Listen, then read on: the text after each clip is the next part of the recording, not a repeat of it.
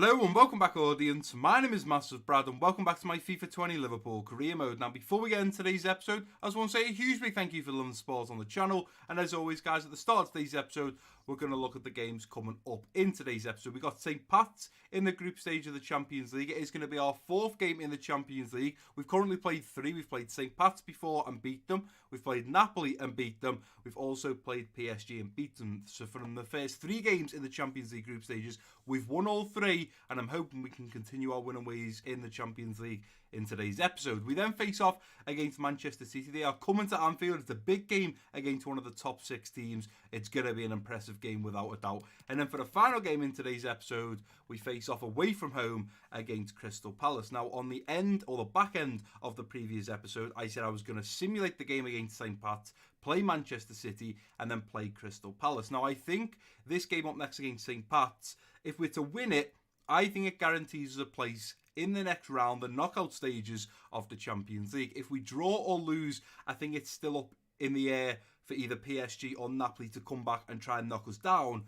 And that is exactly why I took the decision of we are going to simulate the game against St. Pat's. We then are going to play the City game and Palace game, because I weighed up the difference between if we were to draw or lose to St. Pat's, it puts all the pressure on this game here, PSG.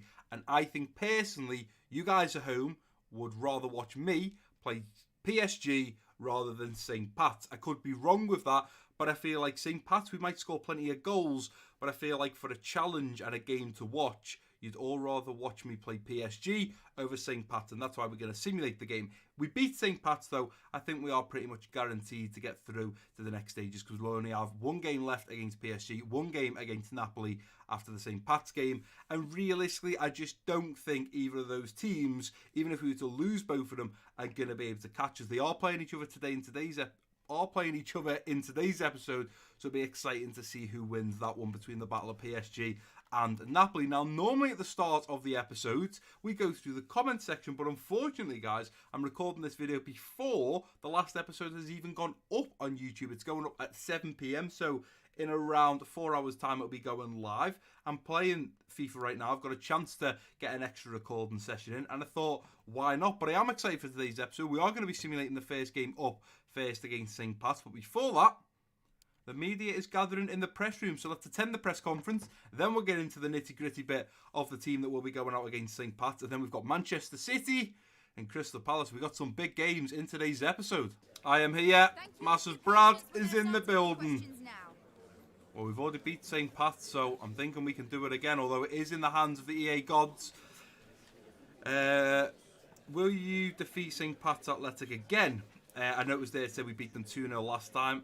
Yeah, the lads have what it takes, obviously, and they can learn from their mistakes. The lads have what it takes. Of course they do.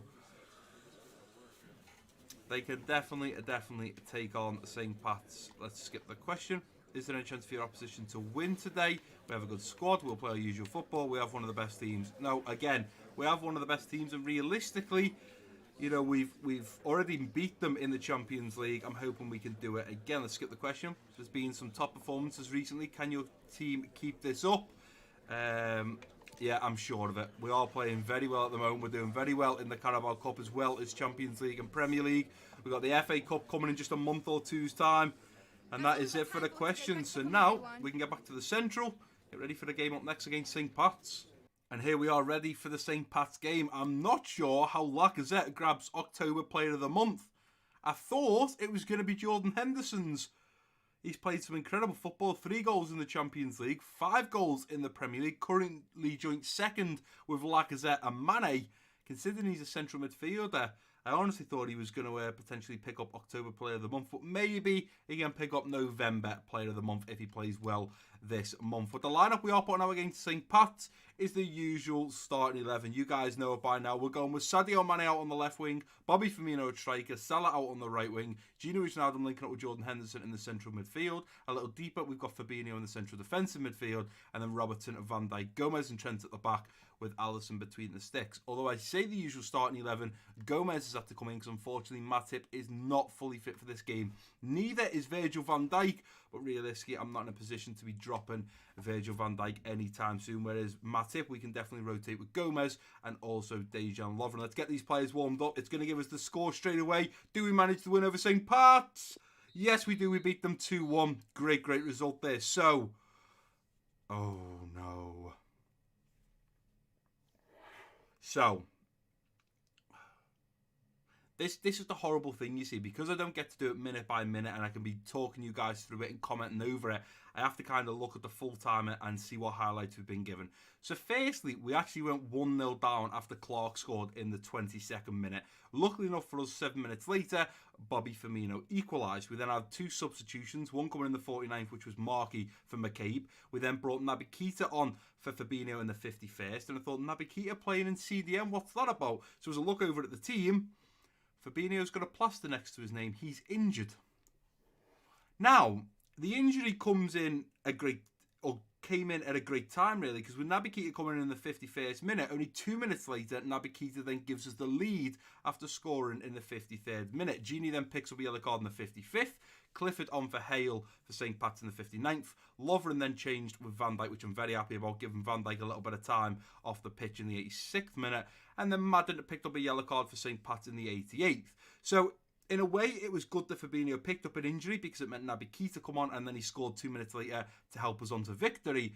But we have one of our starting 11 players injured. We're going to have to keep our fingers crossed that it's not a serious injury. We will now get back to the Central and take a look over that injury. We'll also advance all the way to the Manchester City game, get the lineup ready, and hopefully continue our winning ways. We are on a winning streak, and before I come back to you guys, I'll let you know how many winning streak or how many games we have won or drawn, or how many games we have gone without losing in just a moment's time. Right guys, and here we are back at the Central. Now I was going to advance all the way to the Manchester City game, but I decided not to because we have got 2 notifications, one of them being a text from James Milner. If you do advance a day or two, you don't actually get to reply. Now unfortunately, I've seen the headline here as we flick through. It's a little bit of a heartbreaking one. MCL injury leaves Fabinho out for 2 whole months.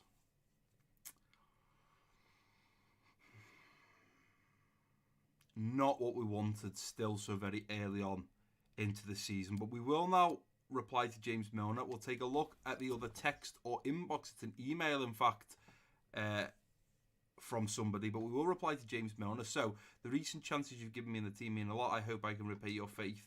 Yeah, I'm proud of you. James Milner played very well in the last episode in the Carabao Cup when we did beat Barnsley FC and knock them out. We are also currently on a 13 game. I'm trying to word this right. We haven't lost a game in 13 games, and that 13th game ago was the Burnley, a simulated game where we did lose 2-1. But since then, we've only won and drawn games, so we're playing very good football at the moment. And the email, of course, is from the physiotherapist. Bad news, Fabinho has suffered MCL or a collateral ligament injury and will be out for about 2 months. We'll do all we can to get him back into training accordingly to the above timeline. Now, in this situation, we need to all keep our fingers crossed. Cross your fingers at home because Joe Gomez was out for 2 months and managed to get back after just 5 weeks. So, hopefully the same can be said for Fabinho. Unfortunately, with this injury coming in, there's only 2 players that can actually physically play CDM, and that is Jordan Henderson and Pedro Chiravella. Now, Pedro Chiravella, for me, is not high enough rated and is not good enough right now to break into the starting 11. Not saying in Season 2 he won't be if he keeps playing well in training. I'm happy to play him in the FA Cup and the Carabao Cup, but right now we need someone solid in CDM, and that's why Fabinho was great. He sat just ahead of Matip and Van Dijk or Lovren or Sepp van Berg or Matip or whoever was in the centre-back position. He sat just ahead of them in the central defensive midfielder, and he really broke up the play. We need someone solid there. We have got someone in mind in Jordan Henderson, but by dropping Jordan Henderson to CDM, he's potentially then not going to be a box-to-box central midfielder, getting up and helping the players at the front, scoring goals, getting assists, and also getting back and helping out the defenders. He's just going to stay deep in the central defensive midfield. So a little bit of bad news there with Fabinho picking up an injury. It kind of makes me feel like, or it kind of makes me regret the fact that I decided to go with playing or simulating that game against St. Pat's and not playing it. Although Fabinho could have easily still picked up an injury, we will now advance all the way to the Manchester City game. I am so gutted over that. A ligament damage as well. It's not a nice injury to have whatsoever. We are currently now dropped down into second position with 2 points behind Chelsea, but we are yet to play our 12th game. Our 12th game being, of course, against Manchester City at Anfield. So, very important game. If we want to keep up with Chelsea, we can't afford to drop points here. So, a win is a must, and it will then put us back on top of the Premier League. But what I'll do now, guys, I'll go and read the email of the assistant manager. I'll line up the team ready to go. We'll attend the press conference, and then we'll get into this game against Manchester City. Right, so we've got Manchester City up next. I'll be showing you guys the team in just a moment. I've decided to go with a little bit of a different tactic. It could pay off. It could not pay off. We'll have to wait and see. But I'm going to try this tactic against Manchester City, and then going to try the other tactic against Crystal Palace. Weigh up which one I thought was a little bit more comfortable, a little bit more easier. And then we'll have to decide how we go forwards in the CDM position, unfortunately, until Fabinho is back. But we are now going to attend the press conference. Let's see what the media have to ask. Then we'll take a look at the lineup, and I'll explain my tactic going into this game against Manchester City. Hopefully, it'll get us the win. It's a risk, but hopefully it's a risk that'll pay off. I'm pretty sure they're going to mention Fabinho here. We'll start the questions now. I'm sure Fabinho being one of our... let's just skip the question. Do you have enough depth in the squad to maintain your momentum? I'm guessing they're asking this because they're kind of tiptoeing around the whole Fabinho situation. Our momentum isn't dropping. I hope the whole squad can help us. Our responsibility, our momentum isn't dropping. Yeah, unfortunately, we've picked up an injury, but we're still going to keep on going. Will the outcome of the last match affect the strategy for this match? A close call and learning opportunity. No, we'll beat Manchester City 2. We'll have to practice a lot more. No, we'll beat Manchester City 2. And last question, your team is basking in great form recently. Do you think they continue their performances in a lightning pace in the up-and-coming matches? Of course they can. We can do even better. I'm sure of it. I'm sure of it. I'm never going to say we can do even better, because when we're winning games, how can we do any better? If we're drawing games, we can do better. But apart from that, we're winning games, we're scoring goals, we're playing nice football.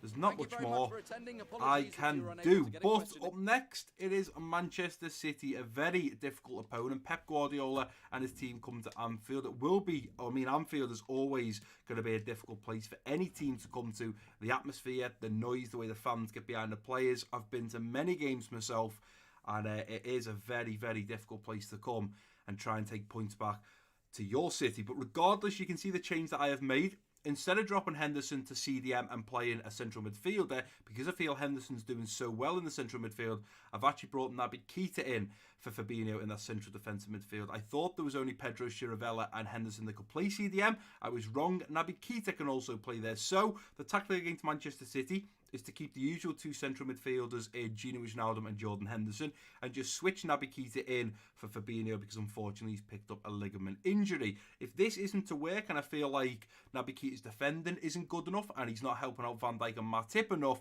then for the Crystal Palace game, I'll be playing Henderson at CDM, bringing a central midfielder in to play alongside Gini Wijnaldum, whether that's Alex Oxlade-Chamberlain, Milner, Naby Keita, Bruno Fernandes. Doesn't matter who's going to play there, but by maybe playing Henderson CDM, because Henderson has got slightly better traits and better stats in the defensive area.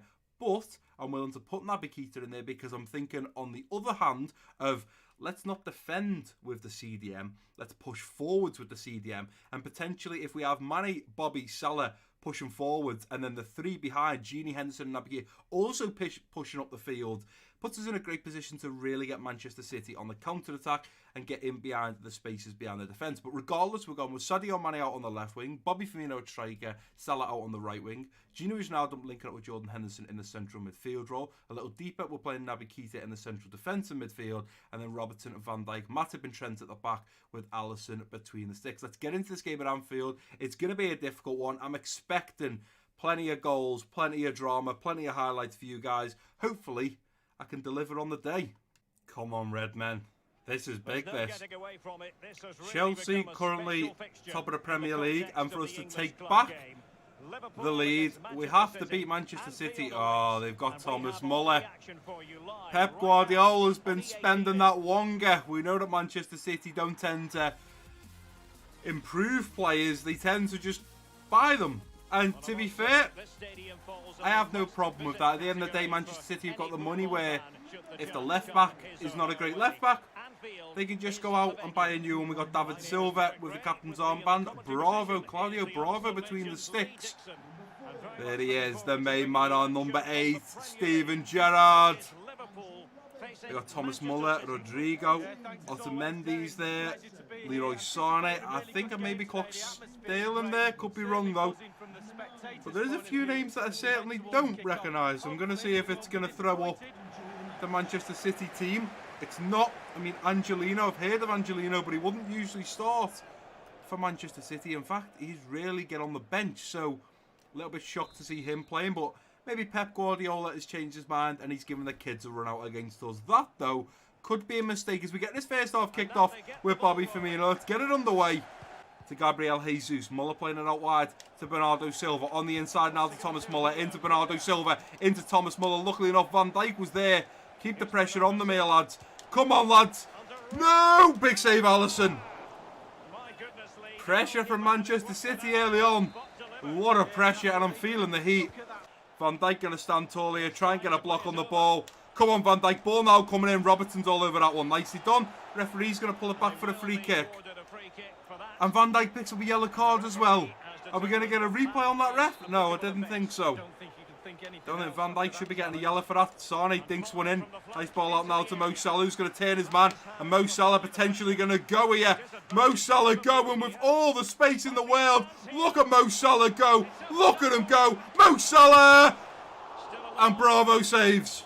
Naby Keita, he's going to lose it. Ball in now to Gabriel Jesus. Jesus going to cut in there. That's a problem. It's 1-0 City.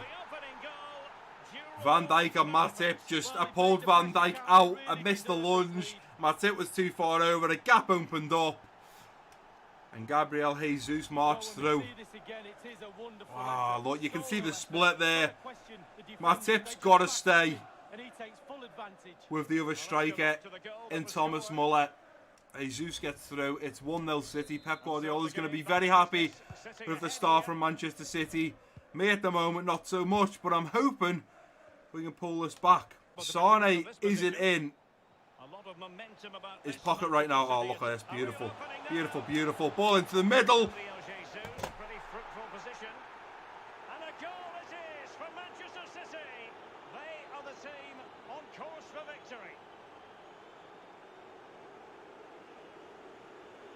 Naby Keita's not working at TDM. There's that loss in the middle.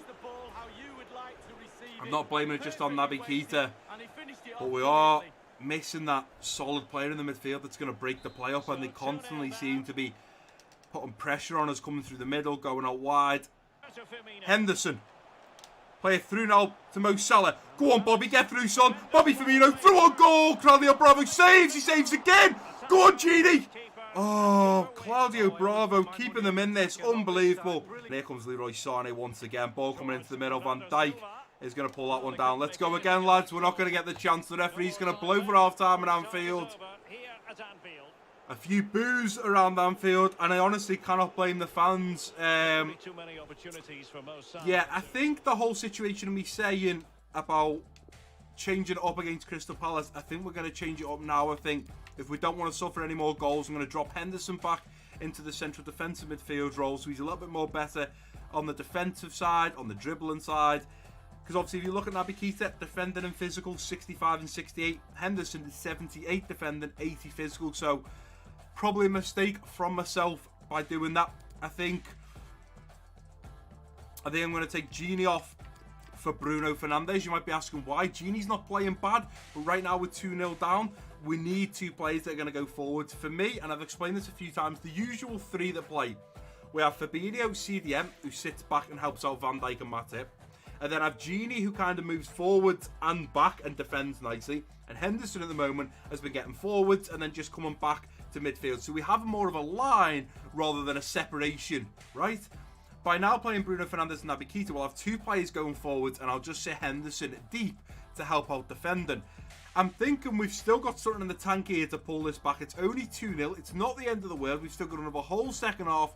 But if Manchester City do score another goal or two before we start scoring, we could be in some serious trouble. As Gabriel kicks us off, Gabriel Jesus, kicks us off in the second half. We need to find the next goal, otherwise we're going to be in some serious trouble. Robert in the middle now for Henderson. Henderson round the corner to Naby Keita. Come on, Bobby. In fact, we'll leave Bobby. We'll go to Bruno Fernandes instead. Bruno Fernandes, finally! This is what we're expecting from Bruno Fernandes. Not only his Portuguese flair, his skill, his manoeuvre, his physical, his ability in the midfield, but also when we're down and out, Bruno Fernandes to step up, left foot, right foot, header, volley, it doesn't matter. Bruno Fernandes, like Coutinho used to do, I want him to be a player that can get us out the mud if we're a little bit stuck, or produce that final nail to put in the coffin to finish the game off. Well done, Bruno Fernandes. I do believe that was his first goal in the Premier League as he opens his Premier League scoring account with Liverpool. Van Dijk, play it out, lads, let's go. Mane going now. Go on, son, let's go. Look at the space, Mane.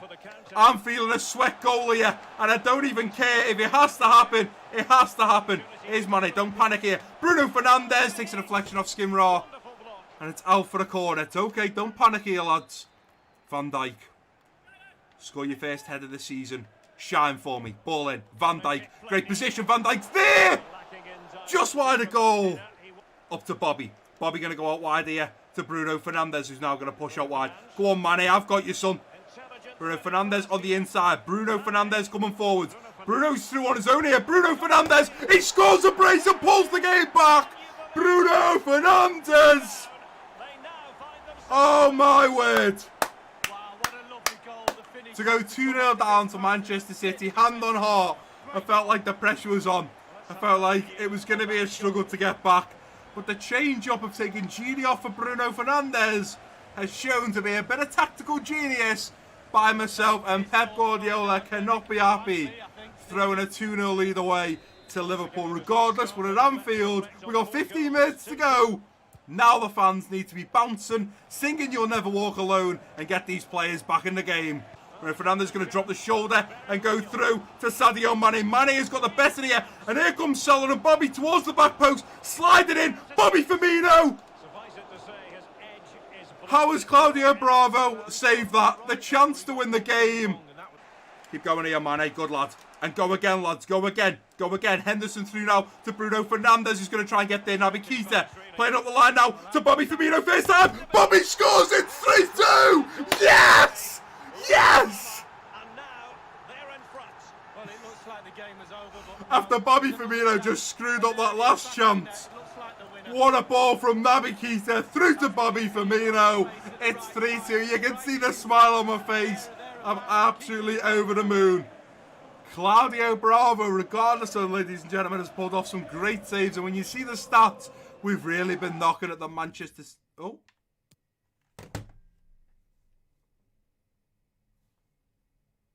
I thought I'd press the pause button. I haven't. Bruno Fernandes is injured.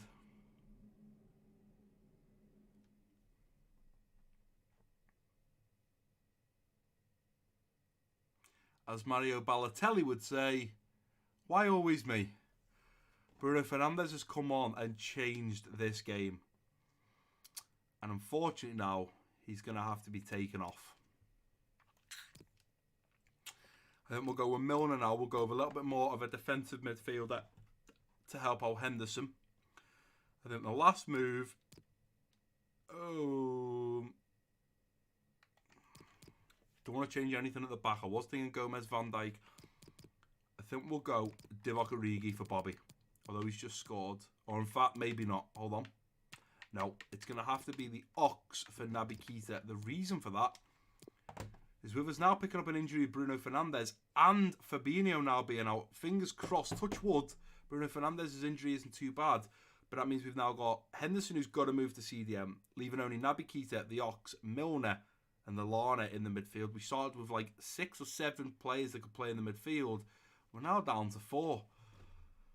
With 2 minutes to go, I'm hoping we can see out this game. I am just quickly going to pause, in fact, and I'm going to go to the instant replay, and I'm going to find out what happened. So this is Bruno Fernandes on the ball right now. Is it that? Oh, yeah, it's that tackle there. So, first of all, does he even actually get the ball? So what I want to do is I always get confused with this. So, There we go. Bruno Fernandes. So as we play the ball, he comes sliding in.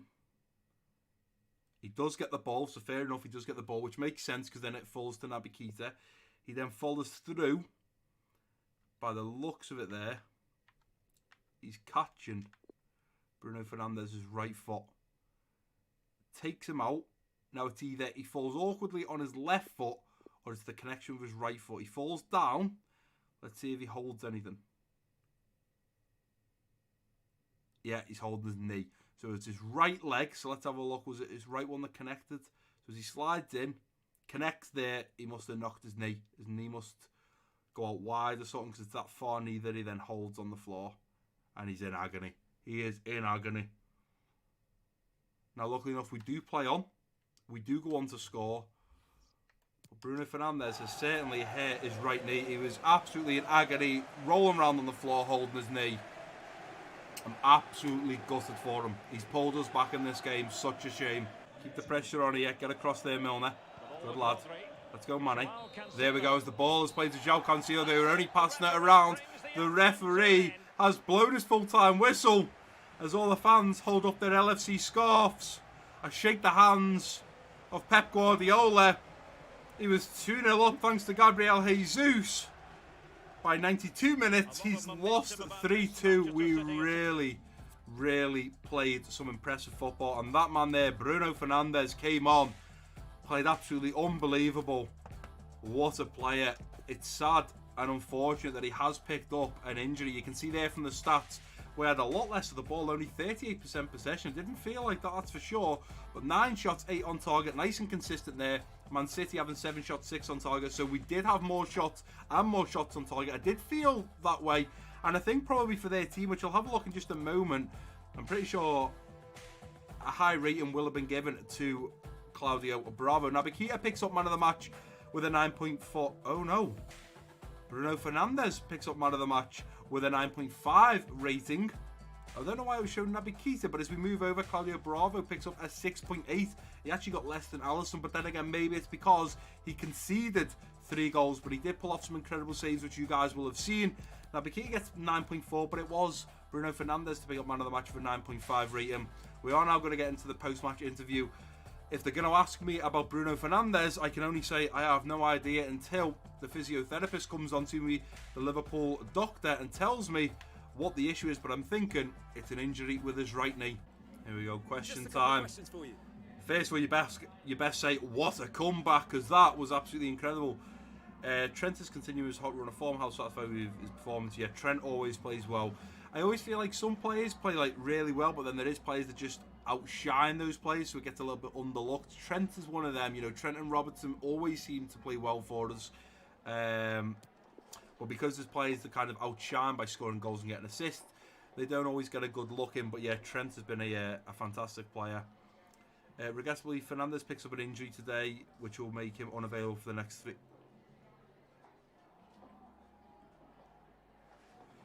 Sorry.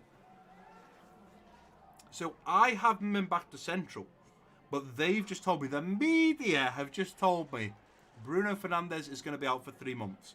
Well, if we get back to Central and he is out for 3 months, ask yourself this, EA. Why would a reporter, a journalist, or the media know how long Bruno Fernandes is out for with an injury before me? Why would they know it's 3 months? That's not right. But how will Bruno Fernandes' injury impact our squad? It won't be easy. It won't be easy because Bruno Fernandes, as we say there, is a key player. He was a key player in that game. So the fact he's just got his scoring ways. Liverpool are unbeaten so far in the Premier League. Wow, we're unbeaten in the Premier League. Are you confident we can keep the streak rolling? We have what it takes. We're not obsessed with this. We're unbeaten. We're not unbeaten. We're unbeaten for a reason. Yeah, unbeaten in 8 matches. Our defense is rock solid. I wouldn't have worded it like that. I'd have said our defence is pretty solid. I wouldn't have said rock solid because we do let goals in, but it's the fact as well in the midfield and the front 3, we have a lot going forwards that can really cause problems for the opposition. But regardless, let's see what the senior physiotherapist has to say about Bruno Fernandes. 3 months. It's the same injury as Fabinho as well, the MCL.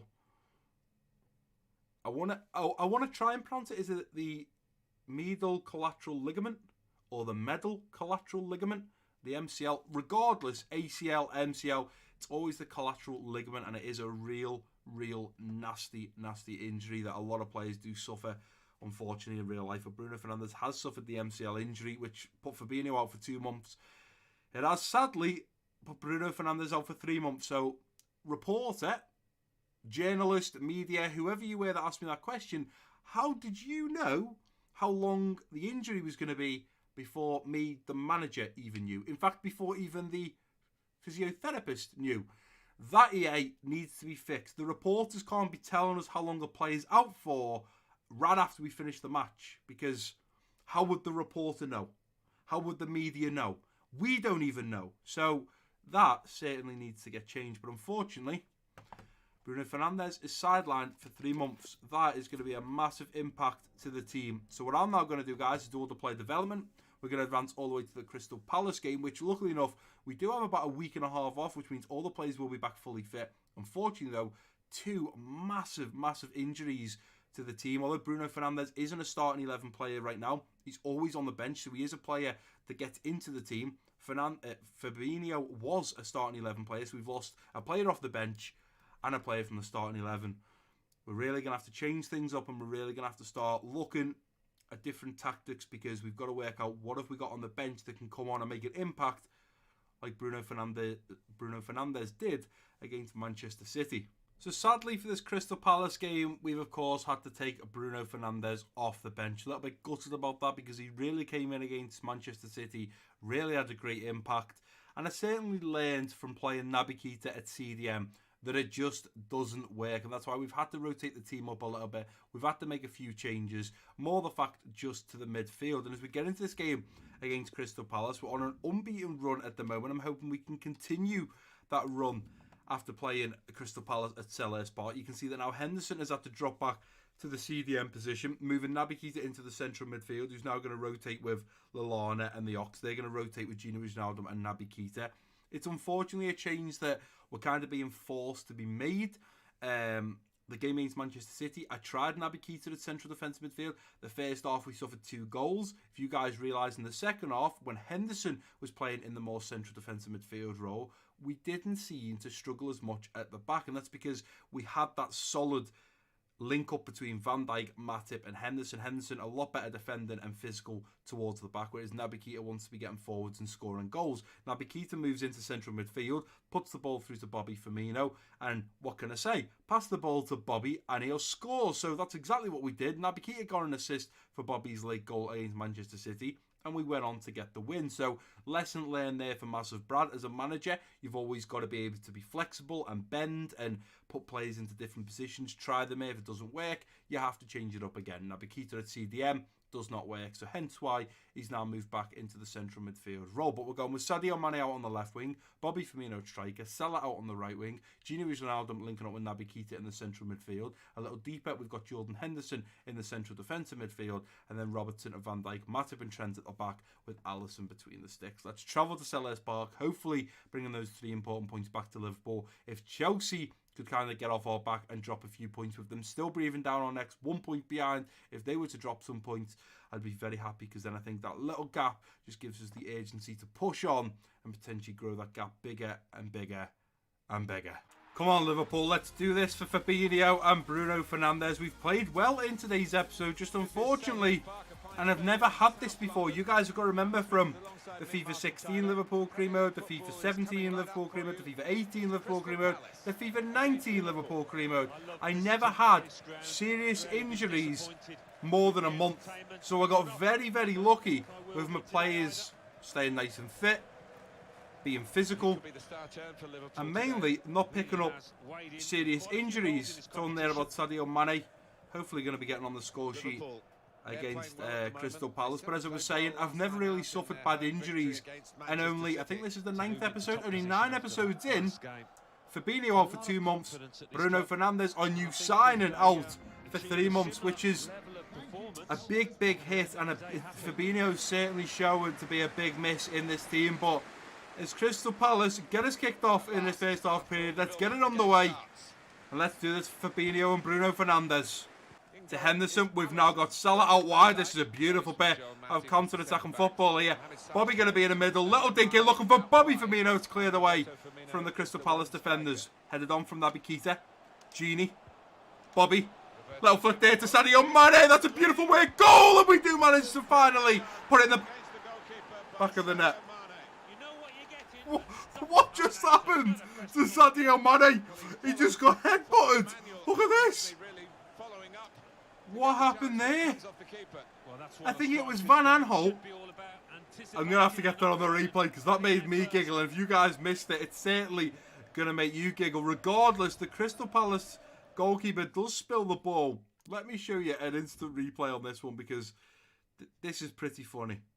This is pretty funny. So, hide that. You can watch it, yeah?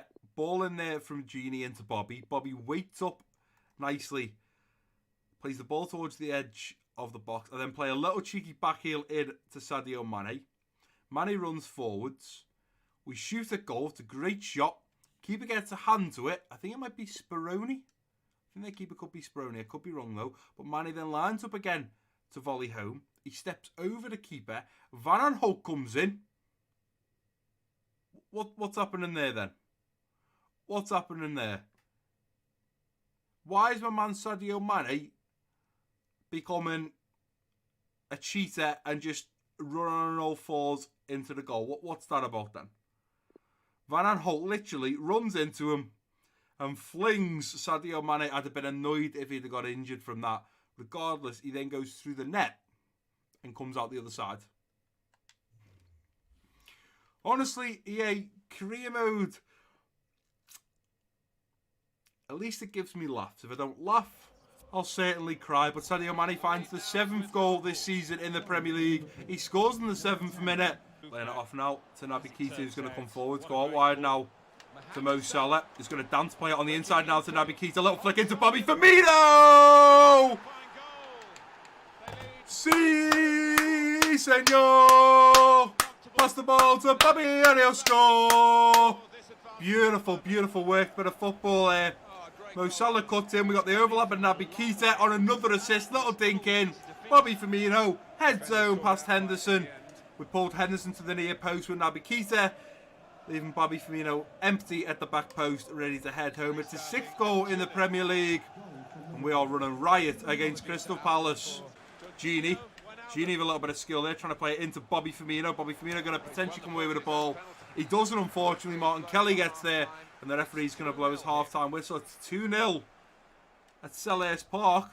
I wasn't expecting anything less, to be honest. I was expecting us to get the win. If we can bounce back 2-0 down against Manchester City, we should be able to bounce back and get the win against Crystal Palace. We are yet to concede the goal. Fingers crossed we managed to keep the clean sheet. I'm happy about the lads are playing. There's a fantastic era out there. Fantastic, what's the word I'm looking for?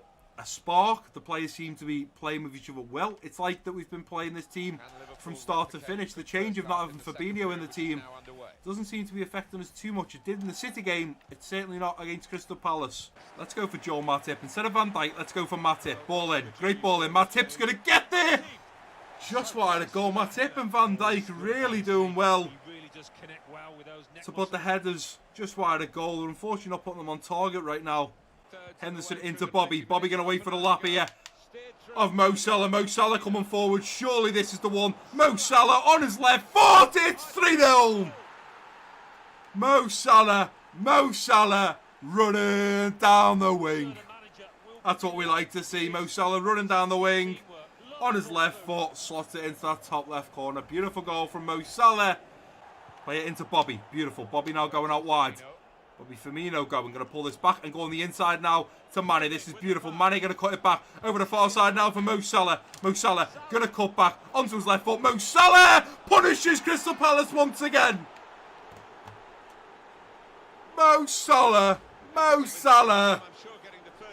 Look at this. Cuts back onto his stronger left foot. And bends it towards that far corner once again.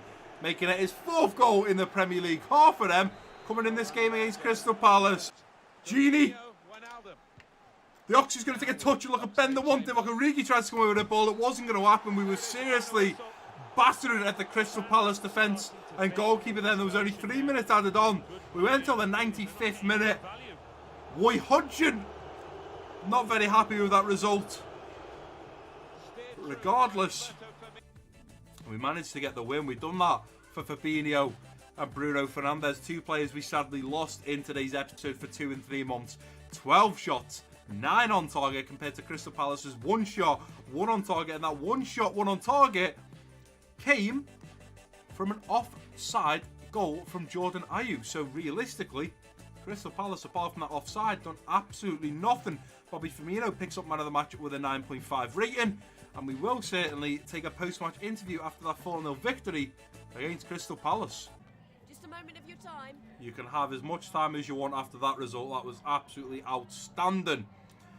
Can the team manage without Fernandes on the long run? Now, I said I'm doing these questions realistically, guys, okay? I could just say plenty of options, but I want to really think about this. What do I feel? Can the team manage without Bruno Fernandes in the long run? Well, realistically, he was a player on the bench coming off. With saying that, he did make a great impact, so we can do even better. I don't believe that. I think Bruno Fernandes brings a lot to the team. There's plenty of options other than Bruno Fernandes. I agree with that. We're even stronger without him. I wouldn't say we're either stronger without him, so I'd say plenty of options. That's my realistic input. I'm not just going to do it for the sake of the team's morale, players' morale. It's just not happening. Remarkable performance from Salah today. What are your thoughts? Yeah, an impressive performance by Salah. He did play very well. He scored 2 goals, so very happy with him. He's starting to score now, which is the most important thing. And are you confident to keep the streak rolling? They ask this every single time. We have what it takes. We're not obsessed with this. We're unbeaten. We're going to start saying we're not obsessed with this. Just because we've gone 9 Premier League games unbeaten, it means nothing. You know, without a doubt, one of these simulated games that we do play in the Premier League could stop that run. So realistically, we're not that focused on it.